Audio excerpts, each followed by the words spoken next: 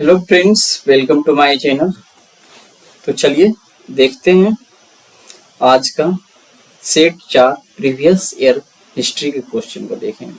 लेकिन एक बार हम देख लेते हैं क्योंकि अभी हमने आधा घंटा में इसको रिकॉर्ड किया था, बट रिकॉर्डर चालू नहीं हुआ था, फिर से रिकॉर्ड करना पड़ रहा है। तो देखते हैं कि आखिर ये चल रहा है कि नहीं, तब फिर आगे बढ़ेंगे। तो चलिए, फिलहाल तो ये चल रहा है, ठीक है। लगता है उस वक्त हमें बटन गलती से क्लिक कर दिया होगा दोबारा बंद करने का, ठीक है। तो आइए इसको हम देखते हैं। तो यहाँ पे देखने का काम करेंगे पहला क्वेश्चन से, ठीक है। तो पहला क्वेश्चन क्या है, इसको देखते हैं। कि भारत के लोगों ने साइमन कमीशन के आने के विरुद्ध आंदोलन क्यों किया था। तो ये तो एक तरह से बहुत फेमस क्वेश्चन है, ये तो सबको पता ही होगा। तो आइए डायरेक्ट इसका आंसर ही देखते हैं, इस पे ज्यादा टाइम किल करने की जरूरत नहीं है।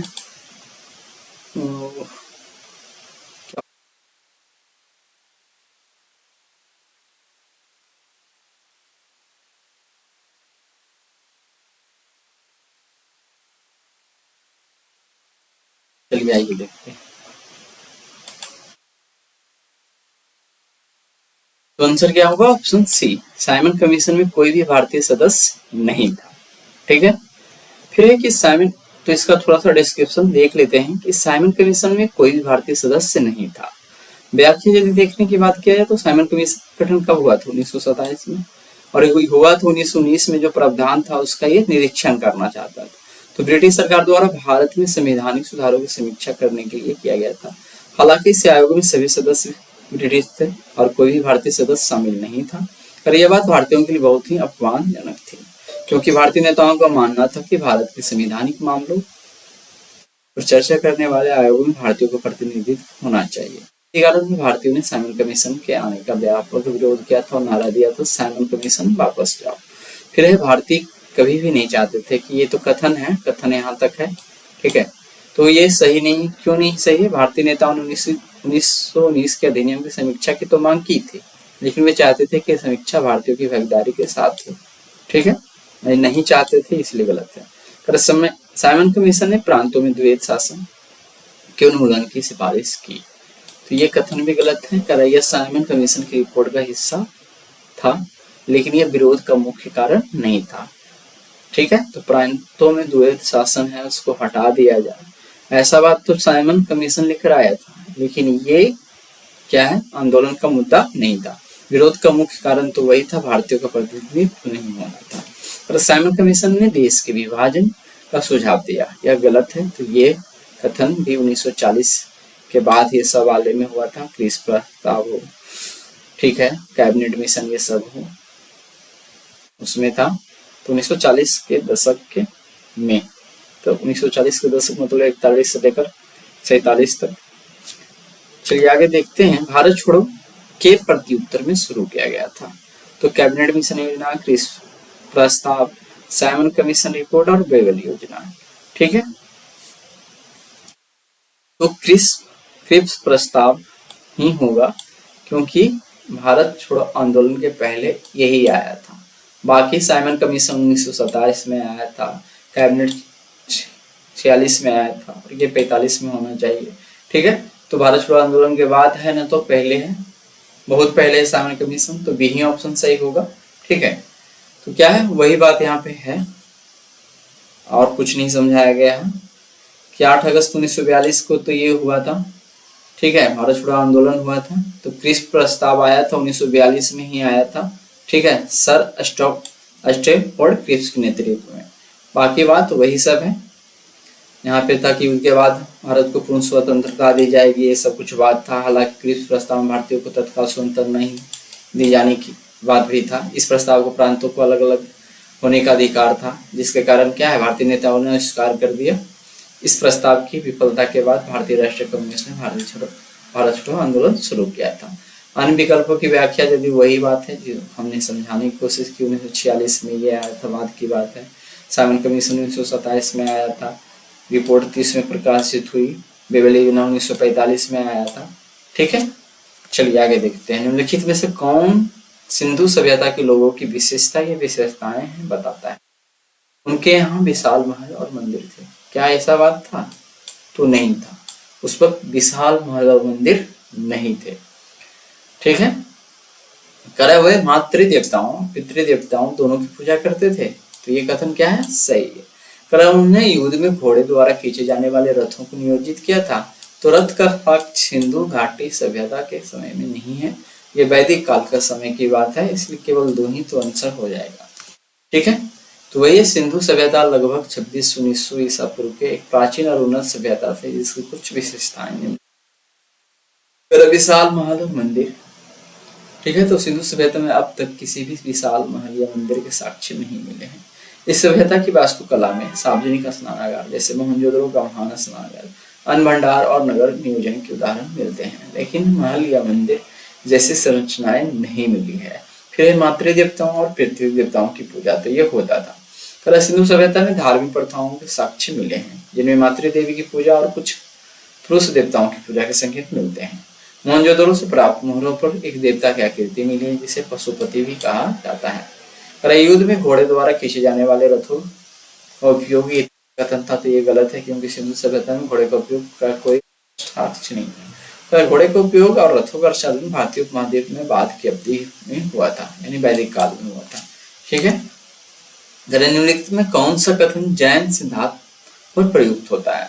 तो यहाँ पे जैन का कुछ सिद्धांत है वो देखते हैं। ठीक है। तो जैन वाले क्या मानते हैं? कर्म का तिरस्कार करने का सबसे उचित तरीका तपस्या है, तो इस बात को मानते हैं। आगे प्रत्येक वस्तु यहाँ तक कि सबसे छोटे कण में आत्मा होती है, तो ऐसा बात भी मानते हैं। इसी कारण वो मास्क लगाते हैं अपने चेहरे पे और जहाँ पर बैठना होता है वहां पे झाड़ कर बैठते हैं। तो ये सब कुछ है उनका। करेक्ट। कर्म आत्मा का विशाप है और इसे समाप्त होना चाहिए। तो ये सब सभी है। तो यहाँ पे क्या होगा? सभी सही है। 1, 2 और 3। फिर है जैन धर्म एक प्राचीन भारतीय धर्म है जिसके सिद्धांतों में कर्म, आत्मा और तपस्या का विशेष महत्व है। वही बात यहाँ पे है कि कर्म का तिरस्कार करने का, ये तो कथन है यहाँ तक। ठीक है। तो जैन धर्म में तपस्या यानी साधना और आत्म नियंत्रण को कर्म के बंधन से मुक्ति पाने का एक महत्वपूर्ण साधन माना जाता है। पर तपस्या के माध्यम से व्यक्ति अपने कर्मों को नष्ट कर सकता है और मोक्ष प्राप्त कर सकता है, ऐसा जैन धर्म मानते हैं। प्रत्येक वस्तु यहाँ तक कि सबसे छोटे कण में एक आत्मा होती है। जैन धर्म में अनेकांतवाद और जीववाद का सिद्धांत है जिसके अनुसार प्रत्येक जीव में एक आत्मा होती है। चैतन्य तत्व जितने भी है उसमें एक आत्मा होती है। यहाँ तक कि पृथ्वी, जल, अग्नि, वायु और वनस्पति जैसे तत्वों भी आत्मा का अस्तित्व है, ऐसा माना जाता है। कर्म आत्मा का विशाप है और इसे समाप्त होना चाहिए। जैन धर्म के अनुसार कर्म आत्मा से जुड़ जाते हैं और इन्हें आस्त्रव कहा जाता है। इस घटना को ये कर्म आत्मा को बांधते हैं और मोक्ष प्राप्ति में बाधा डालते हैं। मोक्ष प्राप्ति के लिए कर्मों को नष्ट करना आवश्यक है, ऐसा जैन धर्म मानते हैं। आगे देखते हैं। निम्नलिखित भक्ति संतों पर विचार कीजिए। तो दादू दयाल, गुरु नानक, त्यागराज। जब लोधी वंश का पतन हो गया और बाबर ने सत्ता संभाली तो उपयुक्त में से कौन उपदेश दे रहे थे? तो ध्यान देना है कि लोधी वंश क्या था? दिल्ली सल्तनत का लास्ट वंश था, जिसको याद रखते हैं गुल, खिला, तसला में। गु से गुलाम वंश, तस से फिर क्या होगा? तुगलक वंश, गुलाम वंश, खिला बोले थे ना तो खिलजी वंश। ठीक है। तसला बोले तो त से हो जाएगा तुगलक, फिर सैयद और ल से लोधी वंश। कुछ इस तरह से याद रख सकते हैं। तो अब ये जब समाप्त होता है दिल्ली सल्तनत तो बाबर फिर क्या करता है? मुगल साम्राज्य की स्थापना करता है। तो उस वक्त कौन यहाँ पे बोल सकते हैं संत महापुरुष थे जो अपना प्रवचन दे रहे थे, उपदेश दे रहे थे? तो दादू दयाल समकालीन नहीं है बाबर के और त्यागराज भी समकालीन नहीं है, एक गुरु नानक ही हैं। ठीक है। तो ये समकालिक उनके डेट को देखना होगा और ये इस प्रकार का क्वेश्चन इजी नहीं होता है यदि इस स्ट्रीम से आप नहीं है। इस स्ट्रीम वाले को तो हो सकता है बन जाता हो, अलग बात है। ठीक है। तो हम इसमें डेट आपको याद रखना होगा। तो लोधी वंश का पतन 1526 में पानीपत की पहली लड़ाई के बाद हुआ, जब बाबर ने दिल्ली सल्तनत पर कब्जा कर लिया और मुगल साम्राज्य की स्थापना की। इस समय अवधि में उपयुक्त भक्ति संतों की गतिविधियों को समझना। दादू दयाल 1544 से 1603 एक प्रमुख संत। थे जो बाबर के शासन के बाद के समय में हुए। उनका जन्म 16वीं शताब्दी में हुआ, इसलिए वे बाबर के समय के उपदेश अन्य समय में उपदेश नहीं दे रहे थे। 1544 से 1603, ठीक है। तो बाबर का समकालिक ये नहीं थे। गुरु नानक 1469 से 1539 सिख धर्म के संस्थापक थे, पर उनका जीवन काल लोधी वंश के अंत और बाबर का शासनकाल यानी 1526 से 30 के साथ मेल खाता है। पर गुरु नानक ने बाबर के आक्रमण और उसके कारण हुए विनाश को देखा था और उस समय देश दे रहे थे। त्यागराज 1767 तो बहुत बात की बात है, इसीलिए ये बाबर के समकालीन तो होंगे नहीं, इसलिए आंसर में ये भी नहीं होगा, केवल 2 होगा गुरु नानक। कारण निम्नलिखित ऐतिहासिक स्थानों पर विचार कीजिए। अजंता की गुफाएं, लेपाक्षी मंदिर, सांची स्तूप। कर उपयुक्त में से कौन सी जगह भित्ति चित्रों के लिए भी जानी जाती है? तो अब ये एक तरह से एक्सेप्शनल क्वेश्चन ही होता है, ठीक है, क्योंकि इसके बारे में आपको जानना होगा या पता रहना चाहिए कि भित्ति चित्र अजंता में था, लेपाक्षी में था कि नहीं, सांची स्तूप में था कि नहीं। तो सांची स्तूप एक तरह से मंदिर मूर्ति कला के लिए फेमस है और लेपाक्षी मंदिर मूर्ति कला के लिए भी फेमस है। और भित्ति चित्र, भित्ति मतलब होता है दीवार, तो दीवारों पे बनाए जाने वाले चित्र तो अजंता की गुफाओं में भी मिलते हैं, लेपाक्षी मंदिर में भी मिलेंगे। अजंता की गुफा महाराष्ट्र में है, लेपाक्षी मंदिर आंध्र प्रदेश में होना चाहिए, सांची स्तूप मध्य प्रदेश में है, ठीक है। और ये दोनों में है, इसलिए केवल ये कर दो, आंसर हो जाएगा, ठीक है। तो भित्ति चित्र दीवारों पर बनाए गए चित्र होते हैं जो ऐतिहासिक और सांस्कृतिक महत्व रखते हैं। देख सकते हैं अजंता की गुफाएं। और तो अजंता एक एलोरा से 2 क्वेश्चन, देखिए क्वेश्चन इस प्रकार से बनता है कि अजंता गुफाएं बौद्ध धर्म, हिंदू धर्म या जैन धर्म से संबंधित है। तो अजंता गुफाएं सिर्फ बौद्ध धर्म से संबंधित है। एलोरा जो है तीनों बौद्ध, हिंदू, जैन। इस प्रकार से क्वेश्चन को वहां पे डिफरेंशिएट करके दिया जाता है। कर अजंता की गुफाएं महाराष्ट्र भारत की सबसे प्रसिद्ध ऐतिहासिक स्थलों में से एक है।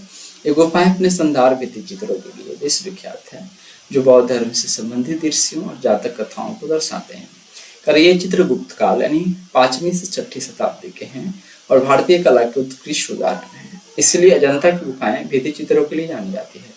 लेपाक्षी मंदिर, लेपाक्षी मंदिर आंध्र प्रदेश विजयनगर साम्राज्य काल 16वीं शताब्दी का एक प्रसिद्ध मंदिर है। कर यह मंदिर अपनी भित्ति चित्रों और मूर्ति कला के लिए जाना जाता है। मंदिर की छत और दीवारों पर बने चित्र हिंदू पौराणिक कथाओं और देवी देवताओं को दर्शाते हैं, इसलिए लेपाक्षी मंदिर भी भित्ति चित्र के लिए जाना जाता है, ठीक है। सांची स्तूप की बात किया जाए तो सांची स्तूप मध्य प्रदेश में है। ये एक प्राचीन बौद्ध स्थल है जो मौर्य काल यानी 3री शताब्दी ईसा पूर्व से संबंधित है। यह स्तूप अपनी स्थापत्य कला और मूर्ति कला के लिए प्रसिद्ध है, लेकिन यह भित्ति चित्रों के लिए नहीं जाना जाता है। सांची में भित्ति चित्रों का अभाव है। चलिए आगे देखते हैं। तरह भारत में दार्शनिक विचार के इतिहास के संदर्भ में सांख्य सूल के बारे में निम्नलिखित कथनों पर विचार कीजिए। तो सांख्य आत्मा के पुनर्जन्म या हस्तांतरण के सिद्धांत को स्वीकार नहीं करता है। तो ध्यान देना है कि ये कहाँ सांख्य दर्शन एक तरह से आस्तिक दर्शन था, ना कि नास्तिक दर्शन था, ठीक है। तो यहाँ पे सांख्य आत्मा के पुनर्जन्म या हस्तांतरण के सिद्धांत को स्वीकार नहीं करता है, तो एक तरह से गलत हो जाएगा। सांख्य का मानना है कि आत्मा ज्ञान है जिससे मुक्ति मिलती है, ठीक है, ना कि किसी बाहरी या एजेंट के प्रभाव से। तो ये कथन सही है, केवल 2 सही हो जाएगा, ठीक है। तो सांख्य दर्शन भारतीय दर्शन के 6 प्रमुख आस्तिक दर्शनों में से एक है। यह द्वैतवादी दर्शन है, मतलब कि जो पुरुष यानी चेतन तत्व जिसको आत्मा बोलते हैं, फिर प्रकृति जड़ तत्व जिसको पदार्थ बोलते हैं, के बीच अंतर स्थापित करता है। अगर सांख्य दर्शन के बारे में दिए गए कथनों का हम विश्लेषण करके देखेंगे तो क्या है, सांख्य आत्मा के पुनर्जन्म या संदर्भ के सिद्धांत को स्वीकार नहीं करता, ये तो कथन था। यह कथन गलत है। सांख्य दर्शन पुनर्जन्म के सिद्धांत को स्वीकार करता है। सांख्य के अनुसार पुरुष आत्मा अनंत और अविनाशी है, लेकिन यह प्रकृति के साथ बंधा हुआ है। मोक्ष प्राप्ति के लिए आत्मा को प्रकृति से मुक्त होना आवश्यक है। पुनर्जन्म इस बंधन का परिणाम है और मोक्ष प्राप्ति के बाद ही पुनर्जन्म का चक्र समाप्त होता है। दूसरा है, सांख्य का मानना है कि आत्मज्ञान है जिससे मुक्ति मिलती है, ना कि किसी प्रभाव है। तो ये तो दूसरा कथन है। यह कथन सही है। सांख्य दर्शन के अनुसार मुक्ति मोक्ष प्राप्ति का मार्ग आत्मज्ञान है। जब व्यक्ति को यह ज्ञान हो जाता है कि पुरुष आत्मा या प्रकृति से अलग है और उसका वास्तविक स्वरूप शुद्ध चेतना है तो वह प्रकृति के बंधन से मुक्त हो जाता है, ऐसा मानना है सांख्य दर्शन वाले को। सांख्य दर्शन में किसी बाहरी देवता या एजेंट की भूमिका नहीं होती है। चलिए आगे देखते हैं। भारत के सांस्कृतिक इतिहास के संदर्भ में त्रिभंगा नामक नृत्य और नाट्य शास्त्र में एक मुद्रा प्रचार प्राचीन काल से भारतीय कलाकारों की पसंदीदा रही है। निम्नलिखित में से कौन सा कथन इस मुद्रा का सबसे अच्छा वर्णन करता है? तो ये नृत्य का प्रकार है, उसमें कोई पोज, मुद्रा का मतलब क्या होता है? पोज। तो त्रिभंगा पोज में किस रूप में होता है? तो ये क्या है? चलिए डायरेक्ट आंसर ही देखते हैं। इसमें एक पैर मोड़ा जाता है और देह थोड़ी किंतु विपरीत दिशा में कटी और ग्रीवा वक्र बनाया जाता है। यहाँ पे फोटो ऐड करना चाहिए था कि ज्यादा समझ में आया, तो आप क्या कीजिए गूगल में सर्च करके देख लीजिए आखिर ये कुछ कैसा होता है तो क्लियर होगा। तो क्या है? त्रिभंगा भारतीय नृत्य और मूर्तिकला में एक प्रसिद्ध मुद्रा है जिसमें शरीर को 3 अलग अलग कोणों पर मोड़ा जाता है। यह मुद्रा शरीर की प्राकृतिक सुंदरता और लचीलेपन को दर्शाती है। त्रिभंगा मुद्रा का सबसे अच्छा वर्णन निम्नलिखित है। इसमें एक पैर मोड़ा जाता है और देह थोड़ी किंतु विपरीत दिशा में कटी और ग्रीवा पर वक्र बनाया जाता है। यह विकल्प त्रिभंगा मुद्रा का सही वर्णन करता है क्योंकि इसमें शरीर के 3 हिस्सों यानी पैर, कमर और गर्दन को में मोड़ा जाता है, जो इस मुद्रा की विशेषता है। ठीक है। एनी बेसेंट थी, तो देखना ध्यान से कि होम रूल आंदोलन शुरू करने के लिए जिम्मेदार थी, तो ये चर्चा तो होता है। थियोसॉफिकल सोसाइटी की संस्थापक थी, तो नहीं, ये कर्नल अल्कार्ट और हेलेना करके कोई व्यक्ति है, उसके द्वारा किया गया था। और एक बार भारतीय राष्ट्रीय कांग्रेस के अध्यक्ष तो ये रही है। ठीक है, तो 2 कथन तो सही है, तो ऑप्शन सी हो जाएगा। ठीक है, तो वही है। होम रूल आंदोलन के बारे में हम बताया गया है 1916 में, जिसमें ये एनी बेसेंट थी, ये साथ ही इनके सहयोग के रूप में यानी दूसरे क्षेत्र में कह सकते हैं बाल गंगाधर तिलक भी इसको चला रहे थे। फिर थियोसॉफिकल सोसाइटी के संस्थापक में तो यहाँ पे 1875 में हेलेना पेट्रोवना ब्लात्सकी और हेनरी स्टील ऑलकट ने की थी। ठीक है, एनी बेसेंट इस सोसाइटी के प्रमुख सदस्य जरूर थे और नेता भी थी, लेकिन वे संस्थापक नहीं थे। ध्यान देना है कि एनी बेसेंट एक प्रमुख ब्रिटिश समाज सुधारक और लेखिका और भारतीय स्वतंत्रता आंदोलन के समर्थक थी। एक बार भारतीय राष्ट्रीय कांग्रेस के अध्यक्ष, ये कथन सही है, 1917 में ये बनी थी। ठीक है, क्या है? भारतीय राष्ट्रीय कांग्रेस के कलकत्ता अधिवेशन में। इल्बर्ट बिल विवाद किससे संबंधित था? तो भारतीय द्वारा हथियार ले जाने पर कुछ प्रतिबंध लगाए गए थे, तो ये इल्बर्ट बिल का कथन तो नहीं है। भारतीय भाषाओं में प्रकाशित होने वाले समाचार पत्रों और पत्रिकाओं पर प्रतिबंध लगाना, तो ये भी इसका बात नहीं है। यूरोपीय लोगों के मुकदमों के संबंध में भारतीय मजिस्ट्रेट पर लगाए गए अयोग्यता को हटाना, तो ये भी सही है, ये सही है। आयातित सूती कपड़े पर से शुल्क हटाना, ये सही नहीं। ठीक है, तो इल्बर्ट बिल विवाद यूरोपीय लोगों को मतलब इसी कथन को अलग तरीके से पूछा जा सकता है। ठीक है, क्योंकि ये सब क्वेश्चन क्या है, इजी हो चुका है। तो इल्बर्ट बिल विवाद ये था कि यूरोपीय लोगों का मुकदमा भी भारतीय मजिस्ट्रेट के द्वारा सुनवाई किया जाना चाहिए, ऐसा ये लाया गया था। पर क्या है, यूरोपीय लोगों के विरोध के कारण ये जो मूल रूप में आया था ये बिल, उसी रूप में लागू न करके कुछ संशोधन के बाद 83 में आया था, लेकिन फिर 84 में संशोधन के बाद इसको लागू किया गया था। यूरोपीय लोगों की मुकदमा तो ये तो वही है। इल्बर्ट बिल विवाद 1883 में भारत में एक प्रमुख राजनीतिक और सामाजिक मुद्दा बन गया था। इल्बर्ट बिल यह बिल भारत की तत्कालीन वायसराय, तो ये काल जरूर याद रखना है, लॉर्ड रिपन के समय में कानून मंत्री सर कोल्टनी इल्बर्ट के द्वारा। ठीक है, क्या था? बिल का उद्देश्य भारतीय मजिस्ट्रेटों या न्यायाधीशों को यूरोपीय लोगों के मुकदमों की सुनवाई करने का अधिकार देना था। और उस समय भारतीय मजिस्ट्रेट यूरोपीय लोगों के मामले की सुनवाई नहीं कर सकते थे, इसीलिए लाया गया था। विवाद का कारण क्या था? यूरोपीय लोग, विशेष रूप से ब्रिटिश नागरिकों ने इस बिल का तीव्र विरोध किया। उन्होंने तर्क दिया कि भारतीय मजिस्ट्रेट यूरोपीय लोगों के मामले को निष्पक्ष रूप से नहीं सुन सकते हैं, ये विरोध करके। इस विरोध के कारण बिल में संशोधन किया गया और यूरोपीय लोगों को यह अधिकार दिया गया कि वे अपने मामलों की सुनवाई के लिए जूरी की मांग कर सकते हैं, जिसमें अधिकांश सदस्य क्या होते थे? यूरोपीय ही होते थे। रेलवे बिल विवाद ने भारतीय और ब्रिटिश शासकों के बीच की रंगभेदी नीति को उजागर किया और भारतीय राष्ट्रीय आंदोलन की गति को प्रदान किया। बाकी कथन का यहाँ पे व्याख्या है, ये आप देख लीजिएगा। तो आज हमने 10 क्वेश्चन देख लिया, प्रीवियस क्वेश्चन, ठीक है। तो मिलते हैं कल PSIR के प्रीवियस ईयर्स क्विज के साथ, ठीक है। तो आज भर के लिए इतना ही रहने देते हैं, मिलते हैं अगले दिन PSIR के क्वेश्चन के साथ। चलिए, इस बार तो रिकॉर्डिंग अभी भी चल रहा है।